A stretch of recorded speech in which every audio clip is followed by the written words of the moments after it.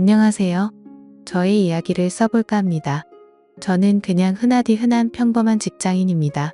정말 이런 일이 있다는 게 믿기지 않을 만큼 저는 열심히 일해서 가정에 늘 충실했으며 아내와 함께 게임도 같이 즐기며 그 누구도 부럽지 않을 만큼 평범하지만 행복한 삶을 살고 있었습니다.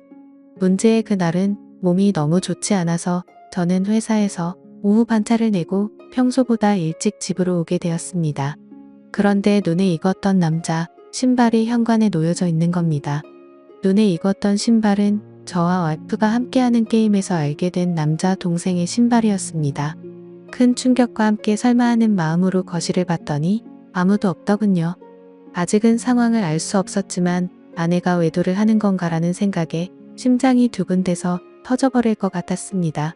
근래 들어 화장실에 들어가서 2시간씩 배가 아프다고 안 나오는 일이 허다했었고 하지 않던 산책을 갑자기 나가곤 해서 평소와 행동이 달라 뭔가 미심쩍긴 했었습니다. 흥분된 마음을 다잡으며 거실을 지나 안방 쪽으로 가는데 하하호 웃는 소리가 적나라하게 들리는 겁니다. 정말 하늘이 무너지는 기분이 이런 걸까요? 너무 충격을 받은 저는 순식간에 달려가서 방문을 벌컥 열어버렸습니다. 두 사람은 같이 컴퓨터 게임을 하고 있었고 문을 여는 소리에 뒤로 돌아보고는 두 사람 다 엄청 놀란 표정을 짓더라고요. 그리고 그 남자는 역시나 제가 친동생처럼 잘 대해주던 그 동생 놈이었습니다. 일단 마음을 진정시키고 물었습니다. 우리 집에는 무슨 일로 온 거냐고 하니까 제 아내와 같이 컴퓨터 게임을 하려고 놀러왔다고 하더군요. 상식적으로 유부녀와 같이 단둘이서 게임방을 가서 게임을 하는 것도 아니고 집에서 게임을 한다는 게 말이 되나요? 저는 그래서 게임방을 놔두고 왜 집에서 게임을 하냐고 물어보니까 그 남동생은 그렇지 않아도 지금 그러려고 했다고 더듬거리면서 말을 하더라고요.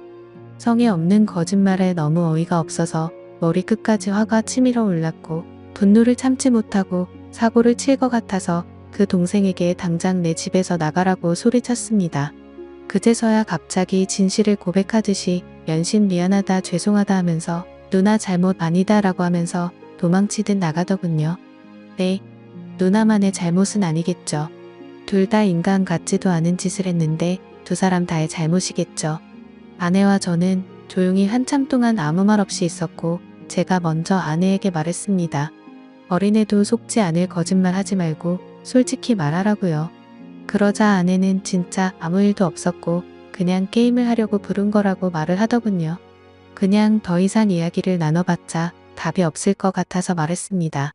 둘이서 아무 일도 없었다고 하더라도 이렇게 나도 없는 집에다가 남자를 불러서 게임을 했다는 거 용납이 안 된다.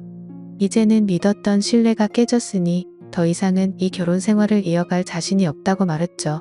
그리고 나서 일단 여행용 캐리어를 꺼내서 아내의 옷들을 집어넣었고 그제서야 아내는 그냥 별 생각 없이 부른 거라며 미안하다고 무릎을 꿇고 손을 싹싹 빌며 미안하다고 했습니다. 그런데 어떻게 이게 용서가 될까요?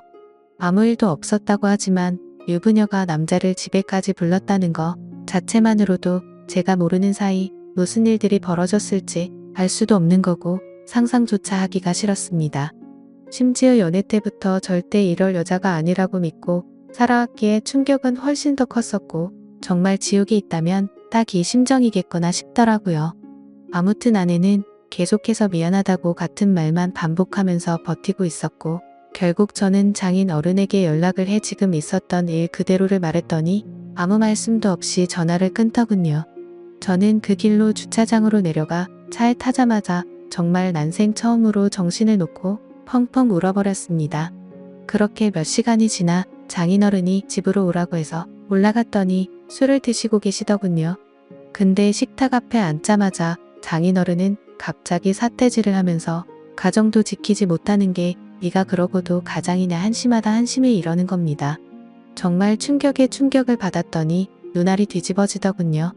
너무 화가 나서 앞에 있던 유리 물컵을 아래로 내리쳤고 유리 파편에 긁혀서 제 손에서는 피가 흘렀지만 너무 화가 나서 아픔도 느낄 수가 없더군요. 그 모습을 본 장인은 집으로 가시면서까지 고래고래 소리치고 현관문을 발로 차더군요. 정말 어떻게 인간이 이럴 수가 있을까요? 모두가 다 나가고 저 혼자서만 그 집에서 남아서 술을 마셨습니다. 정말 몸이 좋지 않아서 조퇴를 해서 몸 상태가 말도 아니었는데 몸도 마음도 엉망진창인 상태로 웃었다 울었다를 반복하다가 잠이 들었네요.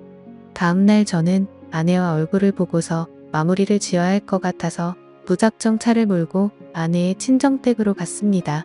근데 아내는 대뜸 한다는 말이 어떻게 매번 오빠만 생각해? 그냥 집에서 게임 좀 한 것 같고 왜 그러냐며 나 좀 내버려둬라고 하더군요. 정말 낯짝이 두꺼워도 본인이 그따위 짓을 해놓고 어떻게 저런 말을 할 수 있을까요?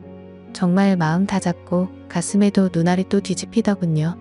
정말 제 아내는 저를 호구로 생각했던 거구나 깨달았습니다.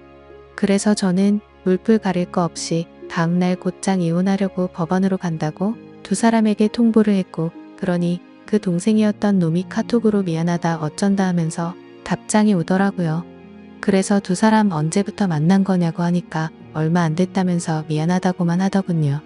그래서 그냥 미안할 필요 없고 앞으로 네가 책임지고 살라고 하니까 누나를 지금 제가 어떻게 책임지냐? 자신은 사라지는 게 맞다며 호기심에 만난 거다 이런 헛소리를 하더군요. 의심이 확신으로 바뀌는 순간이었습니다. 두 사람은 제 예상대로 만나왔던 게 맞았고 증거도 확보가 되었죠. 그래서 그걸 아내에게 보내줬더니 그제서야 문자로 제 얼굴 볼 자신 없다며 상처 줘서 미안하다고 하네요. 저는 혼자서 그 지옥 같은 아파트에 있는데 말이죠.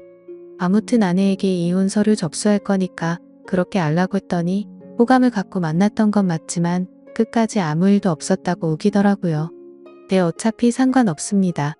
휴대폰 녹음으로 전부 녹음도 해둔 상태이고요. 웬만한 증거는 다 수집해뒀습니다. 카톡 문자 내용, 입차 내역 등등 말이죠. 근데 증거 수집을 하다 보니 아내가 이 상간남 차를 아파트에 차량 등록도 해놨고 집 카드키도 준 것 같더군요. 세부 입차 내역을 보니 3달간 60번은 넘게 오고 갔더군요. 정말 알면 알수록 더 미쳐버리겠더군요. 심지어 그 남자는 백수에다가 동거녀가 있는데도 이걸 숨기고 이따위 짓을 했더라고요.